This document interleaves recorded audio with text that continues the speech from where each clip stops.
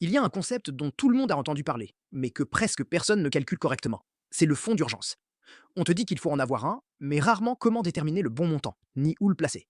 Résultat, certains n'en ont aucun et vivent en équilibre permanent, d'autres en ont un, mais mal calculé, soit trop faible pour être utile, soit tellement énorme qu'il dort sans raison, alors que cet argent pourrait travailler ailleurs. Dans cette vidéo, on règle ce sujet une bonne fois pour toutes. D'abord, pourquoi ce fonds change littéralement tout dans ta vie financière?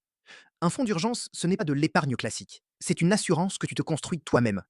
Sa fonction n'est pas de faire fructifier ton argent, sa fonction est de t'éviter de t'endetter ou de vendre un actif en catastrophe le jour où un imprévu arrive.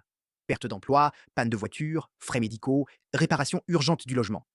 Sans ce fonds, chaque imprévu se transforme en dette, souvent à crédit renouvelable, avec des intérêts élevés qui aggravent la situation, au lieu de la résoudre.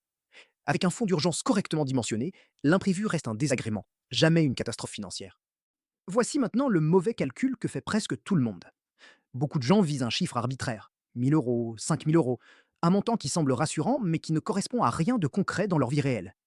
D'autres, à l'inverse, appliquent une règle générique trouvée en ligne, sans l'adapter à leur situation personnelle.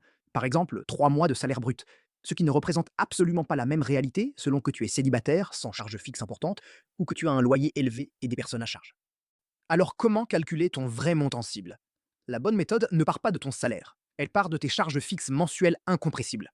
Loyer ou crédit, assurance, énergie, alimentation de base, transport. Additionne ce montant. C'est ton coût de survie mensuel réel. Ensuite, la cible dépend de ta stabilité professionnelle.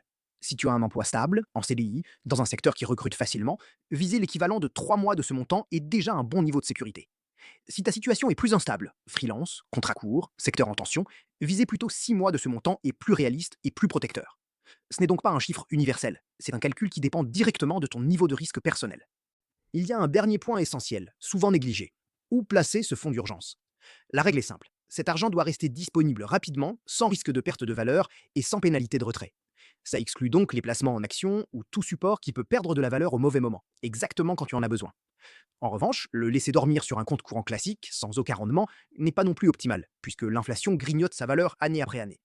La bonne approche, c'est de chercher un support liquide, disponible en quelques jours, qui offre au moins un rendement proche de l'inflation, pour que ton fonds conserve son pouvoir d'achat réel dans le temps, sans jamais être bloqué quand tu en as besoin.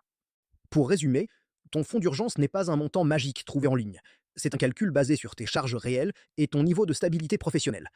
Une fois ce montant atteint, il doit rester disponible et protégé, sans pour autant dormir totalement sans rendement. Si cette vidéo t'a aidé à clarifier ce sujet, dis-moi en commentaire où en est ton fonds d'urgence actuellement, et abonne-toi pour plus de vidéos sur l'épargne intelligente. À très vite.